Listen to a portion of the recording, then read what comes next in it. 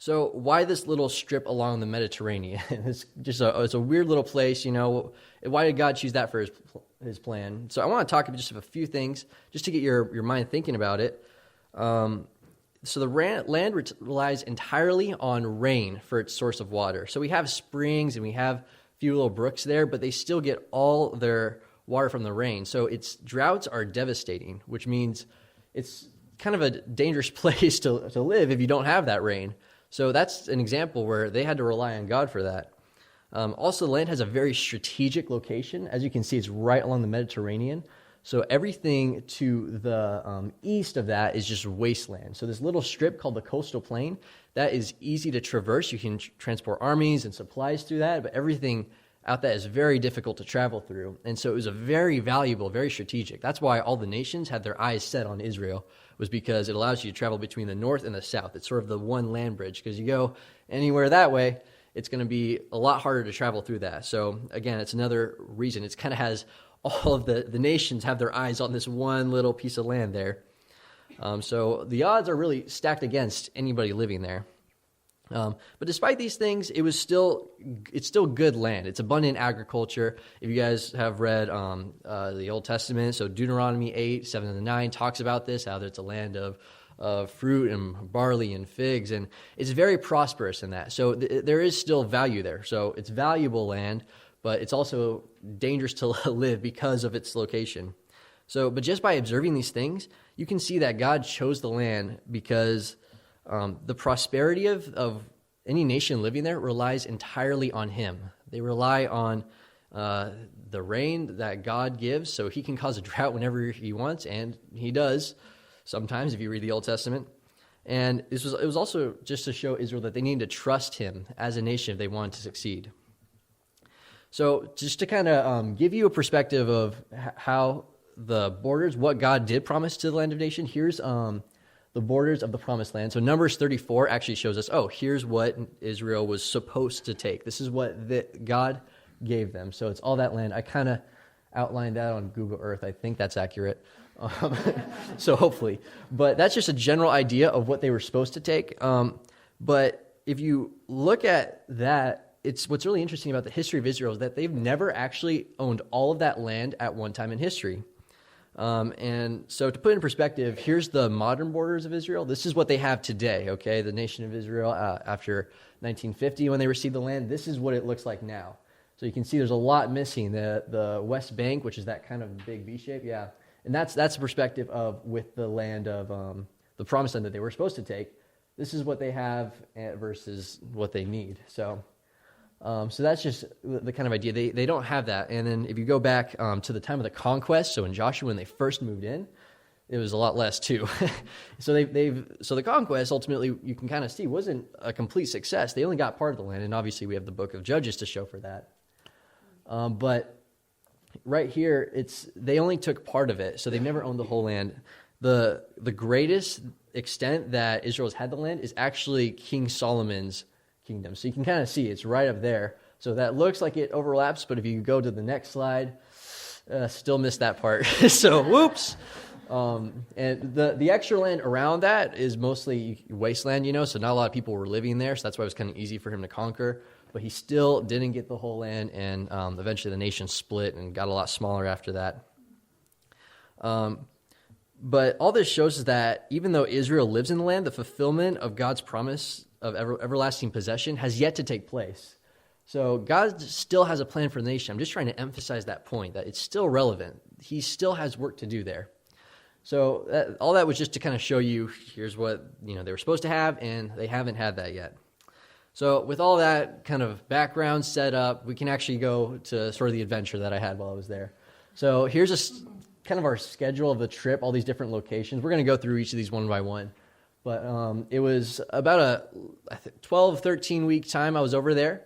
And so they're all kind of organized like this. First we went to Jerusalem, Benjamin, Shpela, and we went to each of these locations over the period of these several weeks and got to visit a lot of locations. So the first place we got to go was Jerusalem. And so you can see weeks 1 through 3, we spent a lot of time in Jerusalem, and I also went there every weekend just for fun. So I absolutely loved Jerusalem. It was a beautiful city.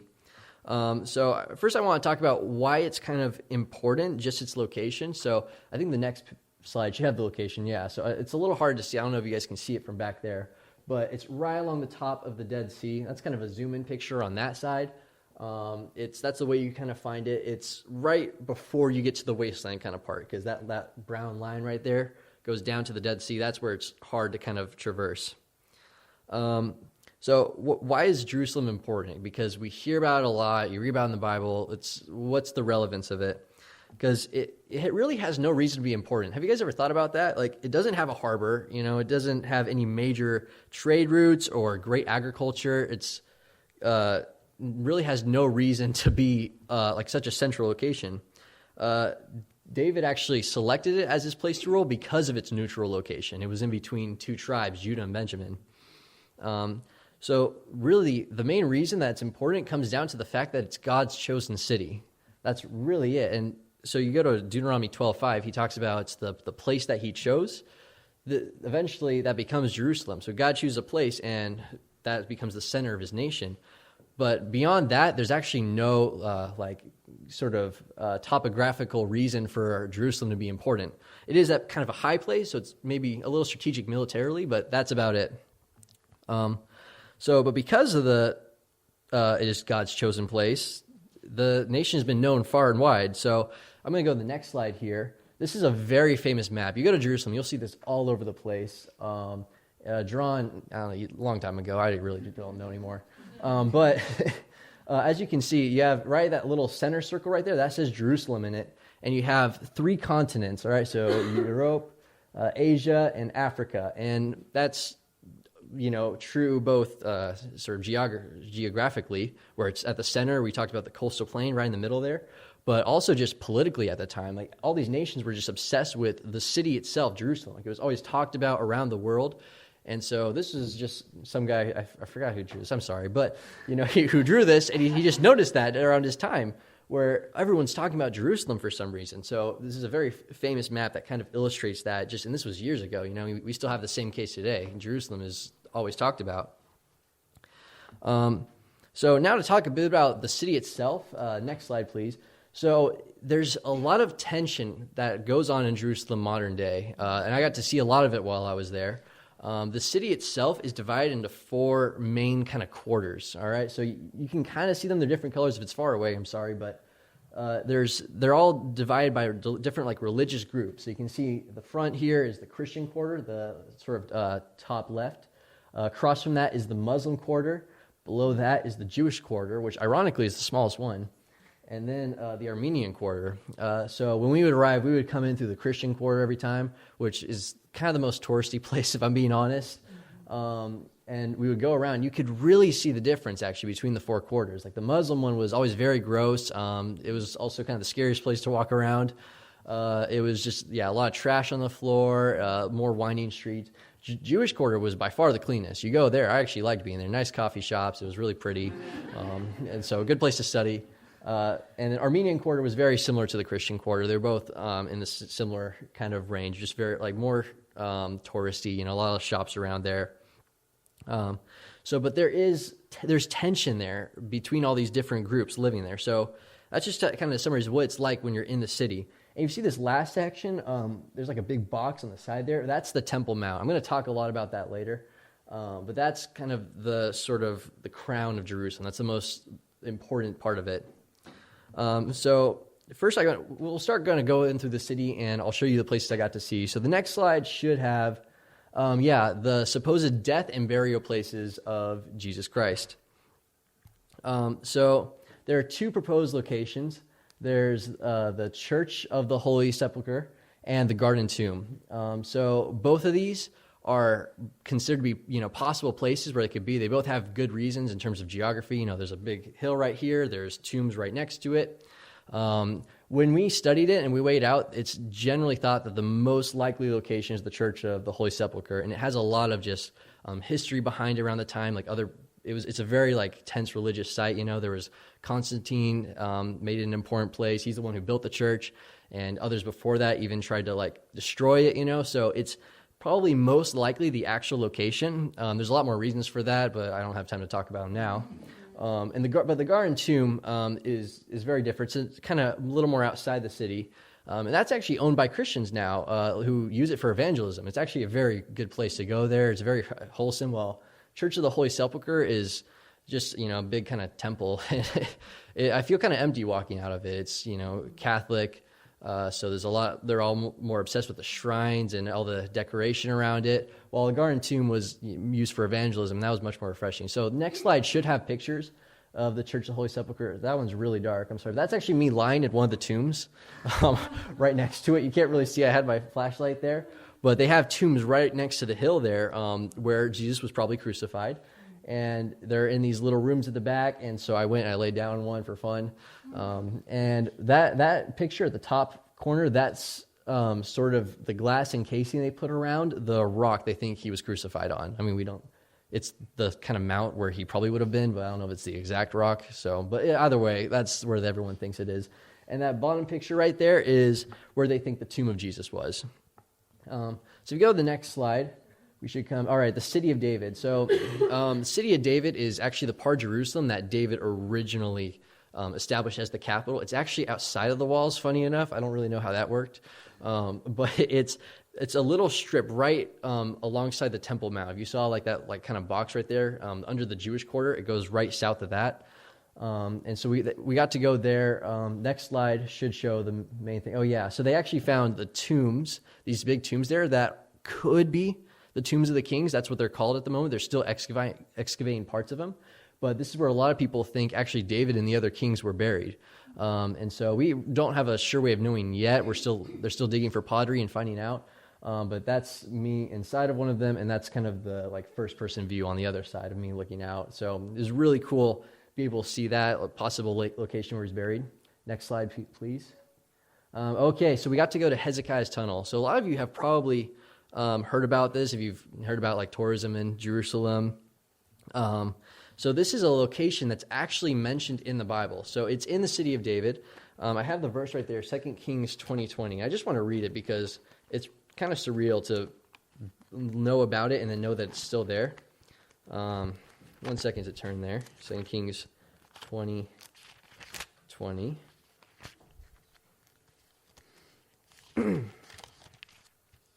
So it says, "Now the rest of the acts of Hezekiah and all his might, and how he made a pool and a tunnel and brought water into the city, are they not written in the book of the Chronicles of the kings of Judah?" So it mentions a pool that brought water into the city and through a tunnel. So that tunnel was actually found. It was dug out, I think a long time ago. It could be 1950s, 1940s, somewhere around there. And you can go into that today. It's still full of water. So if you go to the next slide, here's a few shots of us in it. That far side, that's how full of it is of water. You see, it's almost up to his waist. So we were kind of treading through the water there. We all wore sandals, so we didn't hurt our feet going on the rocks or didn't get our shoes wet. And that's kind of a top view. That shows how thin it was. That's my head sticking out the top. And then that shot turned out a little darker. But that just shows that we were stepping into water. That was when we first entered into the cave.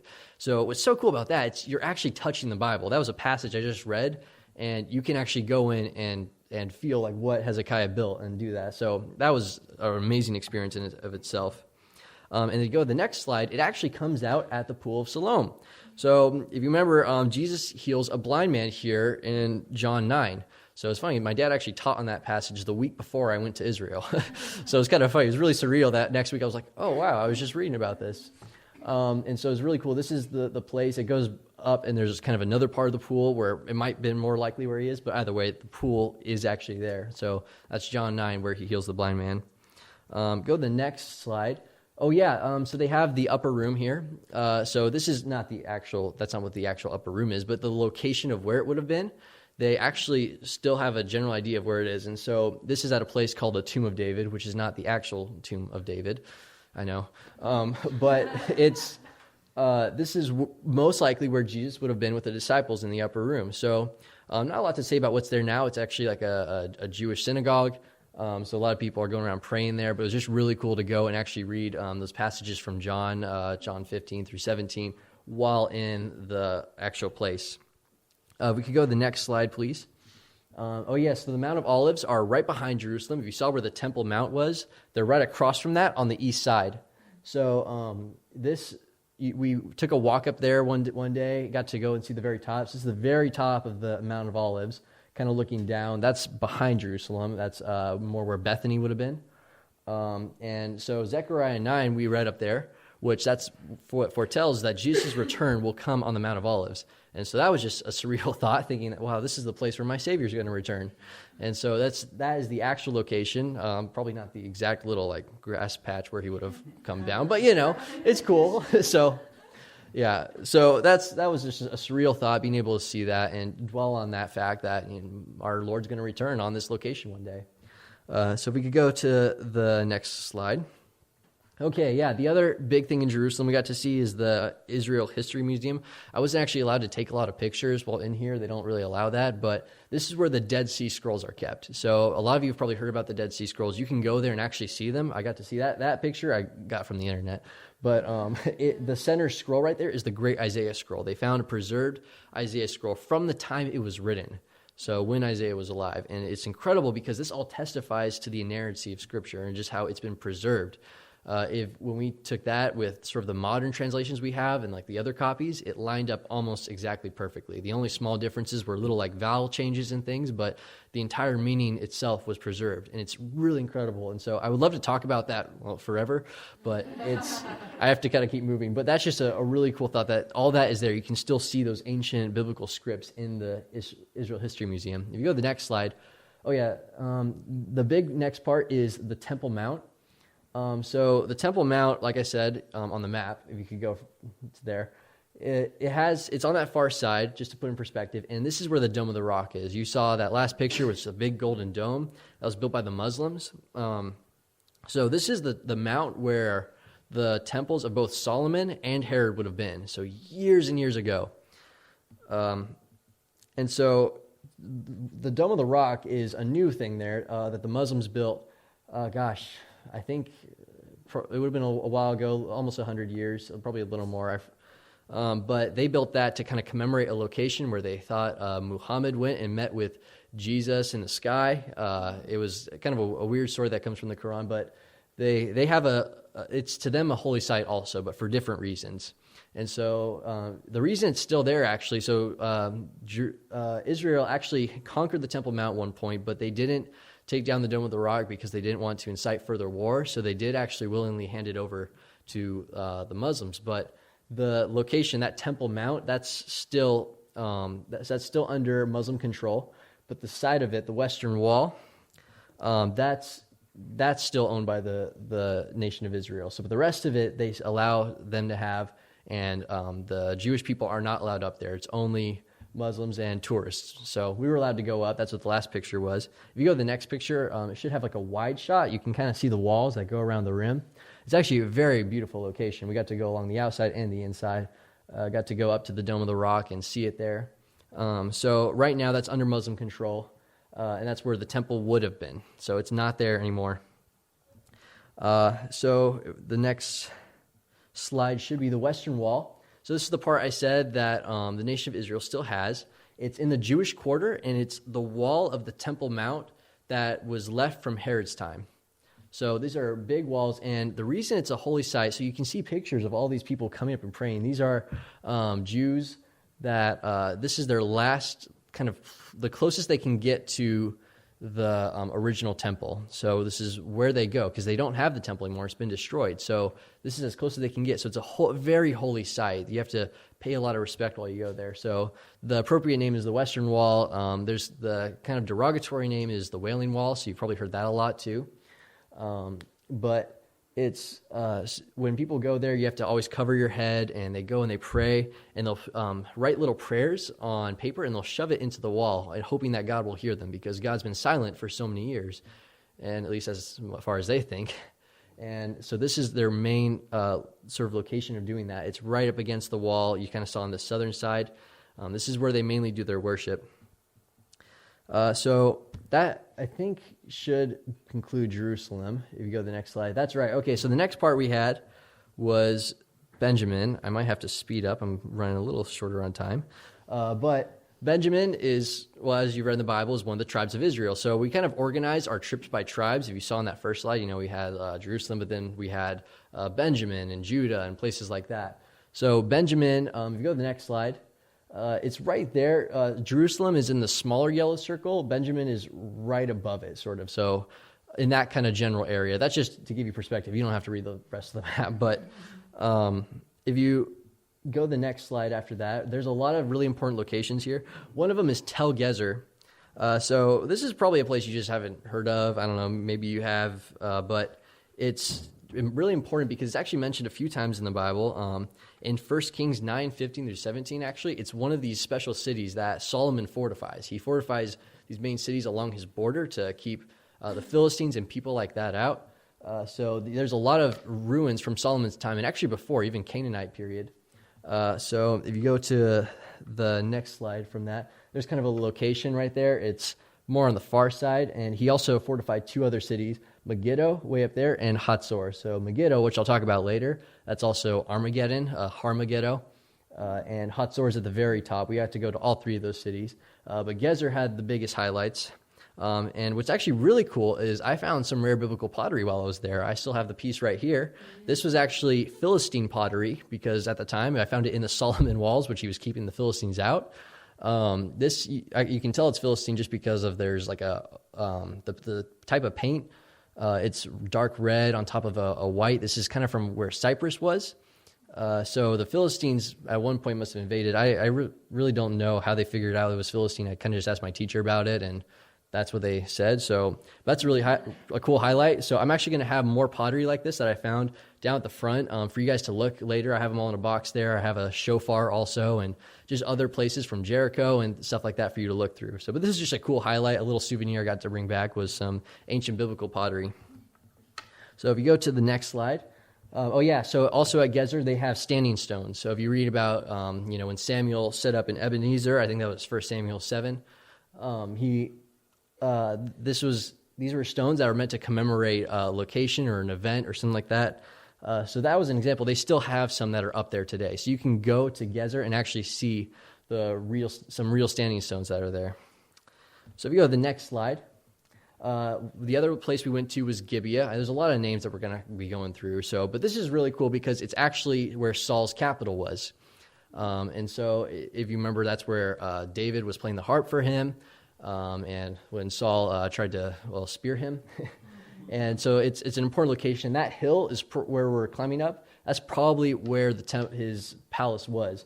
As you can see, there's a big concrete, I don't know, it looks like a skeleton of a building or something. That's actually the half-made palace of a king that was going to plan on ruling there in the 1950s. Not that many people know about him, but he got overthrown, so his kind of like leftovers of his palace are there. So we had fun kind of climbing on the roof of it and just exploring around. But that's what's on the location now. So that's just a quick summary of Gibeah for you. Next slide.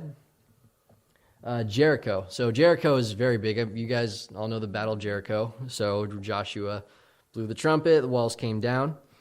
So to briefly talk about just the archaeological finds there. The wall, so I think we go to the next slide. You see all these rocks right there? That's actually the collapsed wall from the battle. And we know that because actually the walls collapsed outward. They found the rock spur on the outside, which is interesting because that's not normally how a wall collapses. When it's being battered, it goes on the inside. So they found this city, and the walls had fallen outward, like the Bible says in the book of Joshua. And so at the time when this was all uncovered, actually the archaeologists said, there's no way this can be the Jericho of the Bible. And if actually you go online and you research that, it's probably still going to say that. But when we were researching it and stuff, she kind of came to that conclusion on some really weird logic. I don't really have time to jump into right now, but this is the Jericho of the Bible. So take my word for it. And also on the next slide right here, this is the oldest city in the world because we actually found a pre-pottery house here underneath. And so it's the oldest found house in the entire world. Like you can kind of see there's bricks and mud around it. That was like pre-Canaanite, ancient, I think Neolithic period is what they gave it in terms of archaeology.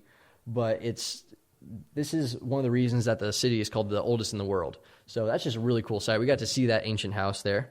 And so that's kind of a quick summary of what's in the main city of Jericho. Outside of it, in the area of Jericho, there's a few more. The next slide should have, this is actually Herod built a palace just outside of it. There's a New Testament Jericho also. It's like an Old Testament and a New Testament one right next to each other. And that actually will help your understanding of the Bible, because Jesus says he left Jericho and then went to Jericho at one point. I don't know if you've noticed that before, but that is, I think, somewhere in the New Testament. But yeah, Herod built a palace right there. So that's a quick summary. He had kind of a press right there in the center, so we got to explore that. And also while we were at Jericho for one special day, you can go to the next slide, we had a very difficult walk where we got to walk from Jericho to Jerusalem, which is about 15 miles all uphill. And so it was exciting, but it really hurt. So those are a few pretty pictures I took. That was on the early part of the journey before I got tired. But it was a really beautiful walk. It really kind of put in perspective, so this is what it's like to walk around without a car. So I learned a lot of great lessons that day, and I'll leave it at that. If we can move to the next slide. So the next big area we went to is the Shephelah. So you've probably never heard of that word, or it might not sound familiar, but basically means lowlands. All right, so that's, go to the next slide. There's kind of a perspective where it is. So Judah, the hill country where we were kind of living, and right where Jerusalem is, that's the yellow section. The Shephelah is this buffer zone between that and the coastal plain, which is where all the nations want. They want to go to the coastal plain, right, so they can travel north and south. So it's kind of this lowlands, like valleys area where actually a lot of biblical events happened. And so mainly ones concerning wars with the Philistines. They were always fighting in these lowlands because the Philistines were on the coastal plains, and Israel was in more in the Judah section. Kind of when you saw from the conquest, they were living in Judah. So the next slide should have our first location we went there. Oh yeah, Moresheth Gath. So this one, actually, it's not a very big biblical location, but I thought I would share it with you because it's just kind of cool. The only biblical thing that happens here is that it's the birthplace of Micah, the prophet. You can read that in Micah 1:1. But other than that, there's actually these big sort of tunnels that were carved out underneath the area from I think the first or second Jewish revolt. And if you go under there, there's like soft chalk, and they carved out all these inner working tunnels. So that was me. I found one, and I was crawling through, and it's really cool, super tight. It was really dusty, but me and all my friends, we were kind of playing games in there, going around all these small little tunnels deep underneath the ground. And so I wish I had more pictures of that, but the cameras got really dusty after a while because it's all chalk in there. So that's the coolest one I have, I think. But yeah, that's Moresheth Gath. So next slide. Lachish is a very big city. And it's actually very important in the Bible. I wish I had a lot of time to talk about it, but just to summarize where it is, in terms of the Bible, if you guys remember Isaiah, there's a narrative where it talks about the invasion of Sennacherib. He comes up and he goes up against King Hezekiah. It takes place here at Lachish. So Isaiah 36 to 37 talks about that invasion. And also Jeremiah 34 also talks about how the city is one of the two that's left standing after the later invasion when Judah was actually captured. And so it's a really just big tell. You can kind of see it looks like a big triangle there. It's really cool. There's all these ancient ruins. And actually our leader found sling stones, actually these big white rocks while we were there.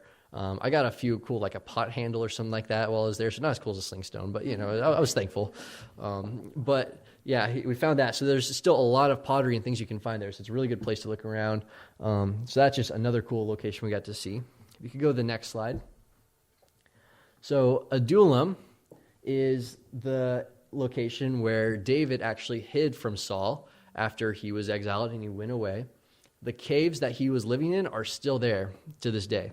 And it's really cool. So we didn't have that many pictures of the outside of them, but the top one, we actually went inside and we started a fire, had a little worship time while in the caves, and we got to read Psalms that were most likely written in those caves. And that was really surreal. It was really incredible. That's us on top of them. So actually right below where we were all sitting right there were the caves. You kind of went under the hill and it went into that area. So that was just another surreal experience. Getting to see, these are where Psalms were probably written. So if you could go to the next slide. So that brings us to the next big section, which is Judah. So Judah is the biggest tribe of Israel, and obviously the most important. That's where Jesus comes from. So if you go to the next one, just to put in perspective, you see that big orange area? That's all Judah. So I know it looks like Manasseh has more land, but actually if you kind of do all the measurements, Judah does, because Manasseh just has a lot more like dirt and wasteland. But yeah, Judah is a big section, and we were living just above Judah in terms of Yad Hashmanah, where we were. So you go to the next slide. So one of the first big locations here is Herodium. This is This was a palace built by Herod. So you can kind of see in the bottom picture there, it's like on a big mound like that. It looks like Devil's Tower or something like that, kind of builds up. And this is also the place where he was first buried. You can see this thing right here. That's a model of what his tomb would have looked like years ago. We have drawings and things like that. But they found the mount where his tomb was, so that's right on top of it. So where it was, they had a smaller version that was meant to look like it. So it was this big palace where he kind of holed up in terms of the later years of his life when he was getting sick and his body was failing. The next slide should show they actually had these really cool underground caverns we found that we actually didn't know they were part of the experience. We were kind of just walking around. We saw these stairs that went around the backside, and so we found all these carved out chalk caves that go underneath, and so they were probably used as escape routes. He kind of came out with other ways in case like his defenses were breached, he could escape through the bottom, which also testifies to how fearful a man Herod was. He always feared for his life. And so that was a really cool thing we kind of learned, like, oh, he had this huge big fortress that would have been almost impossible to get up to, but still he wanted more ways to get out. Yeah, so not a very God-fearing man at all. So the next slide should bring us to Bethlehem. So I actually don't have a lot to say about Bethlehem because we didn't get to be there for very long, and there's not a lot to see in terms of archaeology or anything like that. What I do want to say is that it's actually in the West Bank section. If you saw on that slide of modern Jerusalem or modern Israel, where they have the borders, it's in that little sort of gap section right in there. So it's technically owned by Israel, but it's mainly Palestinian occupied. So the Jewish people can't easily go to Bethlehem. So that's really all I want to say. We did get to go there actually for a little bit, and we went to a church service and had a really nice meal with an Arab family. So God is still at work there, but in terms of the actual locations, there is not a lot to say about it. The next slide, please. So Masada is a really cool location. I wish I had more photos and more time to talk about it, but it's another one of Herod's palaces, so he built a lot of these things. And this one is right next to the Dead Sea. So I actually have, after this slide, I won't go there yet, but I'll have a picture that'll kind of show you the view of the Dead Sea from the top. So this was on the top of a cliff. You can kind of see it looks like a big Dorito or something up there, where it's scaled to the top. It's very difficult to walk up there. I know because I tried. And there's all these special architecture and a palace, kind of just like Herodium, where he carved out this whole area. And it's just a very big location like that also. And there's a lot of history behind it. I don't really have time to dive into that, but part of the Jewish revolt also took place there. Actually, I think the second one ended there. So if you go to the next slide, the Dead Sea. This one, not a lot to say about it in terms of what happens in the Bible. If you read the Bible, it's also called the Salt Sea, and that's because it's full of salt. I know because I got some of it in my eyes, and it wasn't fun. So, yeah, poor decisions. But you can see the top view. You see mostly desert there, but in the very back is the Dead Sea. But in that bottom picture, that was an island of like collected salt we saw way out there with like some kind of dead tree in it. And so me and all my friends who are equally unwise decided, hey, we should go swim out there. It was not a good idea. We did swim out to the very top, but it was windy and the water started blowing into our eyes.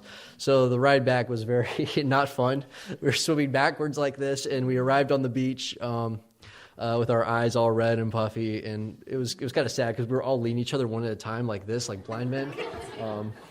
So still not sure if that one's worth the story, but it was either way. It was a good experience. So next slide.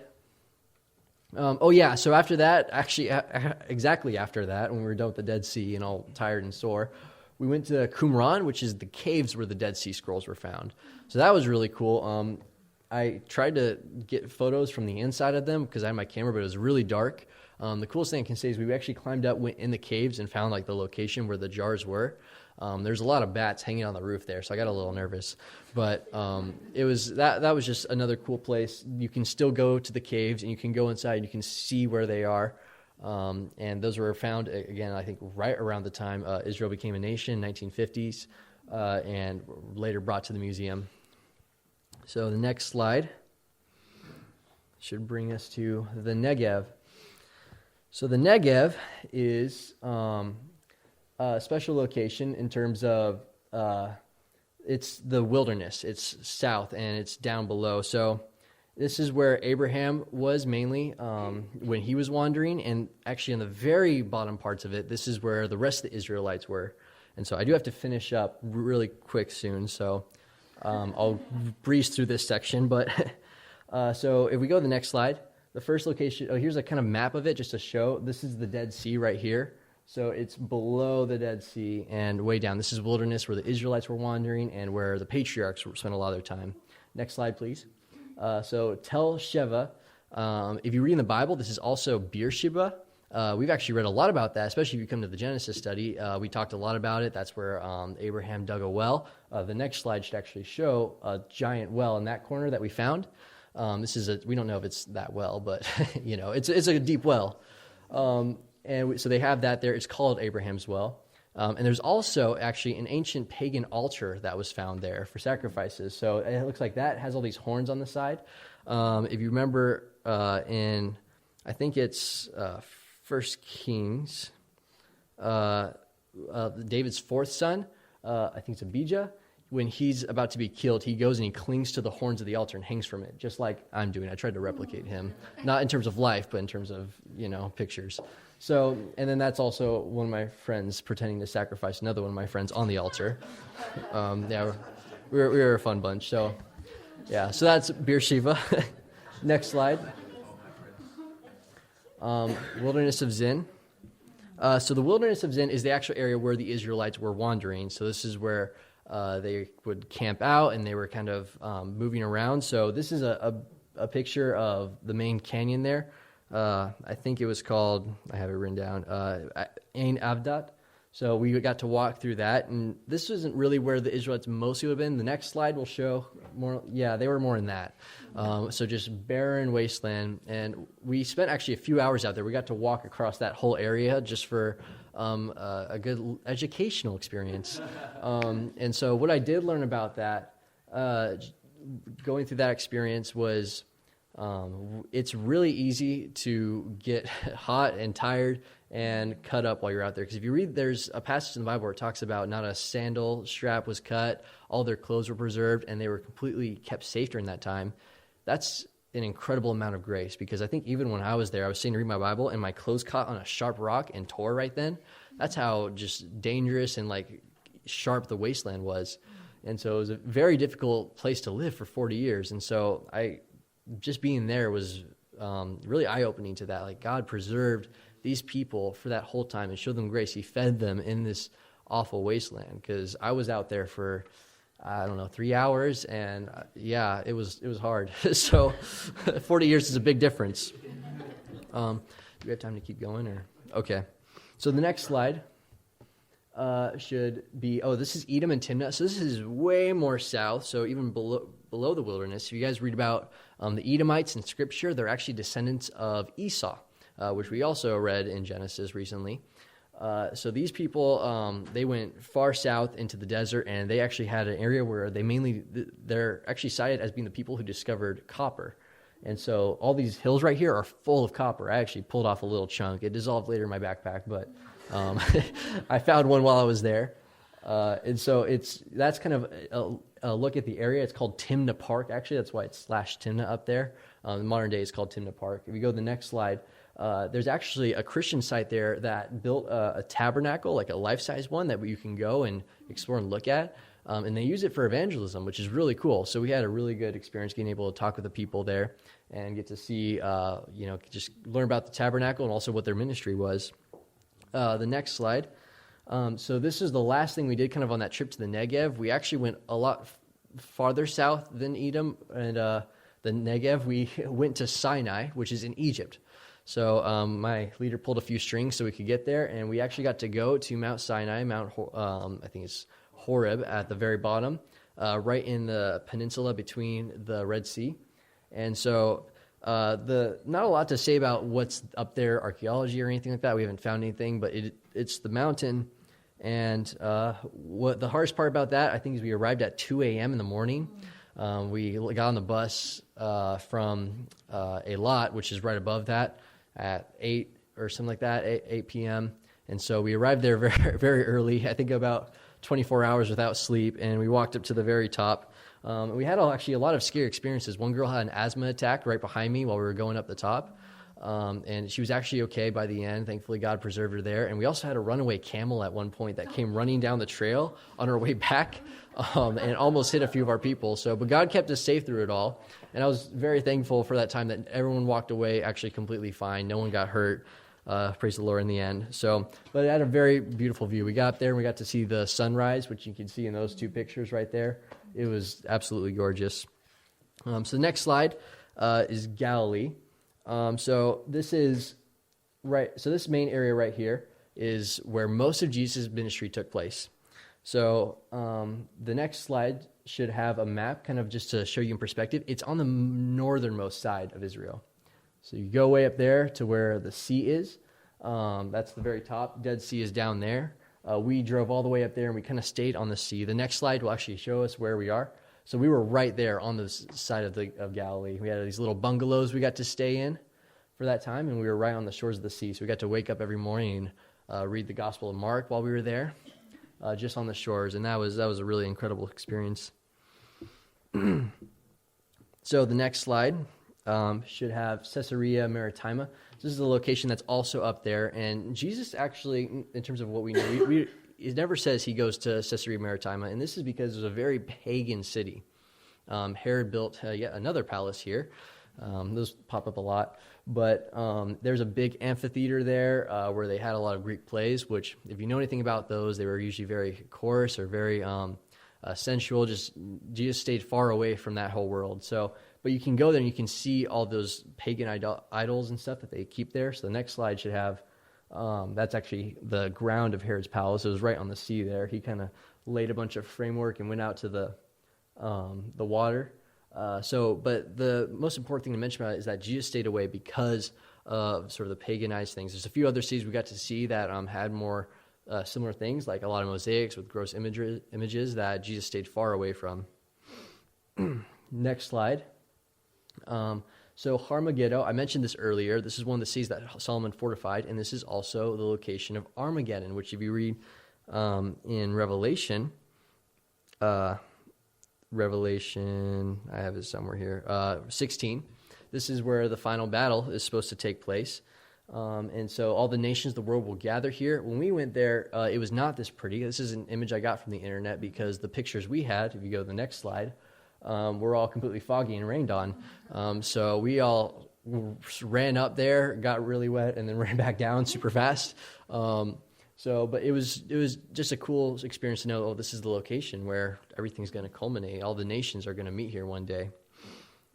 So if we go to the next slide, the next big place in Galilee we saw was Nazareth.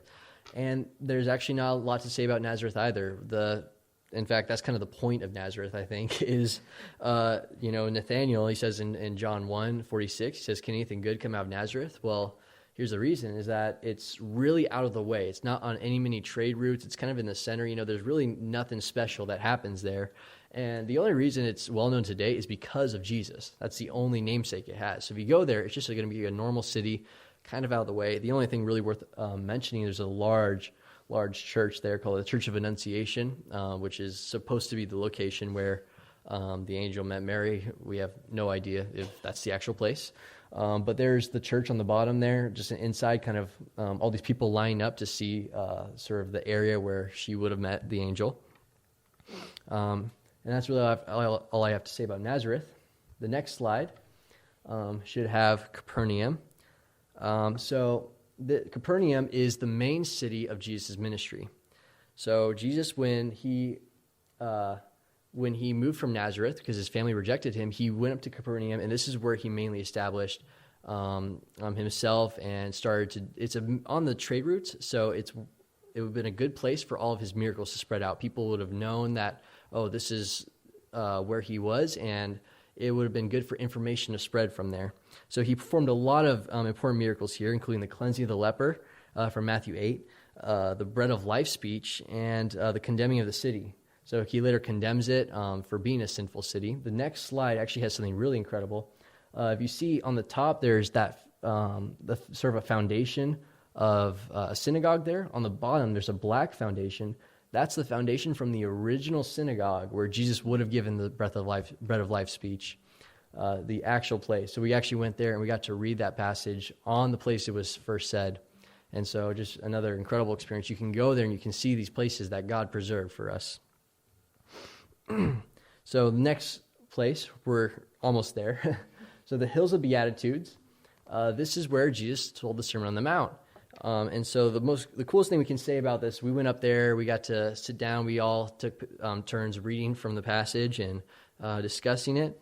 There was actually 2 researchers there that went years ago, and they measured the acoustics of the area to see how Jesus could preach to all these people.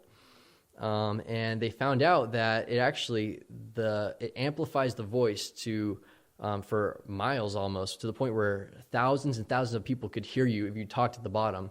So that's what's really fascinating about that place, is that God sort of designed the geography for that message so Jesus could talk to all these people and amplified his voice for them to hear. And so we actually got to test that out, go down, kind of yell while others were at the top, and you could hear them all the way from the bottom. It was really cool right there. And so that's just a little picture of us kind of in the area. We were more towards the bottom in the brush there. The next slide, we actually did get some time on the sea. This is just a sweet time I wanted to share with you, where we all got to go there and worship together. We all took a boat out to the center and just played some worship songs and praised our Lord. So that's all of our group kind of there on the sea. I like to talk about more, but we got to move on. So next slide should have the Jordan River. So this is the last place on our Galilee trip. We went here, and that's one of our students, actually. He got baptized there, which is really sweet. And so if you can see right behind him, there's a yellow line, right, like goes along the water. Across that is actually the border to Palestinian territory. So they own the other side of the Jordan River. If you cross over, it's illegal, and they could actually shoot at you. So there's a lot of tension. You can go there and you can already see other military men lined up alongside. There's 2 armies basically right on the edge of the Jordan. But it's another really cool location you can go to, the place where Jesus was baptized. So if you go to the next slide. So this is our last location. I'll finish up with this one. So Samaria is right in between where we were in Judah and the top of Galilee. So it's right this middle area. And the most interesting thing is that the Samaritans, which you read out of the Bible, are still alive. They're still a people. They don't sort of intermarry with other groups. They just keep to themselves. They're a very small population, but they still are the only group that practices Passover sacrifices every year, and also on Yom Kippur. So we actually got to go to a Samaritan Passover. And if you can see from that photo, that's a picture of all the big pits where they would burn the entrails and stuff. They had these big gates where they only Samaritans could enter into, and also a few media reporters just to share some things. So I did eventually get in, actually, to get some photos for you guys. And so we got inside, and you can see everybody's dressed in their white to they would have that to keep their clothes from the blood. But what's really interesting, when we were walking up to this, you go to the next slide, everybody is walking in with their sheep either in a wheelbarrow or in a shopping cart or something like that going up. I remember talking with my friends. I was like, I wonder, how this is going to work. Do they bring all these sheep in? And then right then on cue, they come by with a shopping cart full of sheep. And I was like, that's sad. So yeah, they actually take the sheep. Everyone brings their own to atone for their sins. They bring it to the location and they kill the sheep there. So that's just a few pictures I took of them wheeling them in. The next shot should show, they're a little blurry because that's me trying to take pictures from the inside. But yeah, they skin the animal and they say their prayers, and then they kill it to pay for their sins. That's those Old Testament practices. They're still done there in Samaria. And so if you guys want to know more about like the location where they do it, why they still do it, and the Jews don't, you can actually ask me about it afterwards. I'd love to talk to you about it. But I kind of got to finish up right now. So if we go to the next slide, I'm going to kind of conclude with this. So there's a story my dad kind of hinted at last week that I originally wasn't planning on sharing with you guys, but now I think I owe it to. So just to kind of set the mood, so me and my friend one week were rock climbing outside of Jerusalem, right sort of on the southeast side, across from the Temple Mount you saw. There's a big valley there with all these big rocks, and they actually have hooks in there, so people have rock climbed there before. We saw them one day, and we love to do that. So we went out, and we started doing some bouldering on the rocks there, and we slowly started working our way down to the back behind the city of David. So a little probably farther than we should have gone away from the rocks, and we came to a big cliff like this. You can see it's really steep. And you can't see in this picture because I don't think I got a good angle of it, but at the top of that, we actually saw a cave at one point. We thought, well, that's kind of cool. We should try to find our way up to this cave. So me and my friend, we worked, and we scaled the side of this cliff and got to this cave, and when we got inside, there was actually a bunch of tombs in there, biblical tombs. So if you go to the next slide, you can show them. That's me sitting in one of them. And one of them had a little marker like this. You can see right there, there's a little picture of it. Looks like a saint or something. And I had no idea what it meant at the time. I was like, okay, so it must be marking the location of someone important, because all the rest were just left completely like that. But while we were up there, we came out from a hole that came out to the top, and we found out we were actually in an area surrounded by barbed wire, in a monastery right behind us, and we started to realize, wait, I don't think we're supposed to be here. And on cue, this nun comes out of the window and starts yelling at us, saying, "What are you doing up here?" And we weren't aggressive about it. We were like, "Oh, hello." We were exploring, and she says, "How did you get up?" And we said, "We climbed up the side of the wall." And she's like, "Get out! I'm calling the police." So at that point, we ran. We went down. We said, "Okay, we're going." We rushed down through the tombs, went all the way out, came down to the side of the cliff, and slowly made our way down. We escaped after that. But the reason I'm sharing this with you is because when we went back to the hotel, we were a little shaken up. We were praying like, "God, we're sorry. That was ignorance. We didn't know that was illegal." And so we were repentant, I promise. And we got back to our hotel, and I looked up this place. I want to see, wait, what is this place? What were we looking at? And if you go to the next slide, I found out that we actually came to the Church of Hakeldama. And if you read Acts 1, Hakeldama is the place where Judas hung himself, that cliff. So I accidentally climbed up the cliffside where he hung himself, which is appropriate when Dad was talking about that during communion today. And also that tomb that was marked with a picture is most likely the place where he was buried.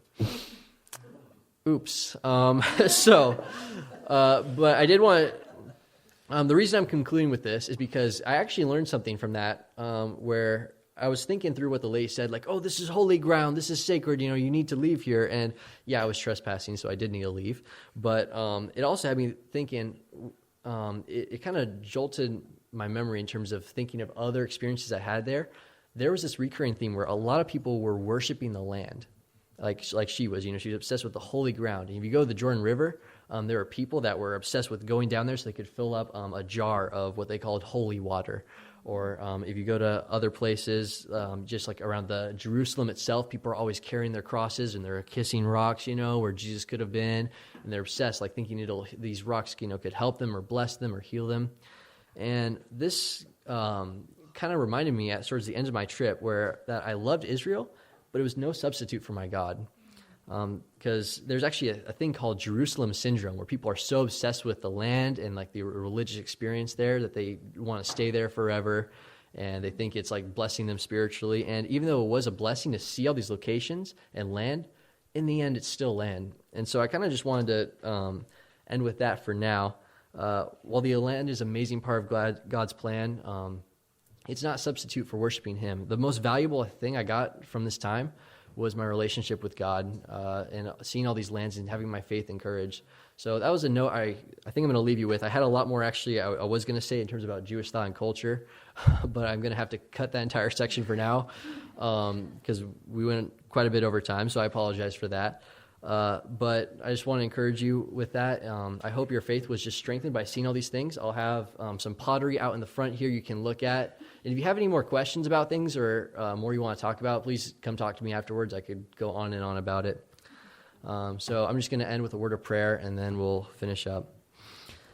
Dear Heavenly Father, we thank you so much for this time and just for the blessing you gave me of being in Israel and getting to see your land and having my faith strengthened. Lord, today I pray that everyone here would also have their faith strengthened by hearing about just your word and what you've accomplished over there. Lord, I pray that they would all grow closer with you after this and just be in awe of your sovereignty as you've constructed this land to just suit your plan of salvation. And so, Lord, I just lift up to you this day and at this time of worship. In Jesus' name, amen.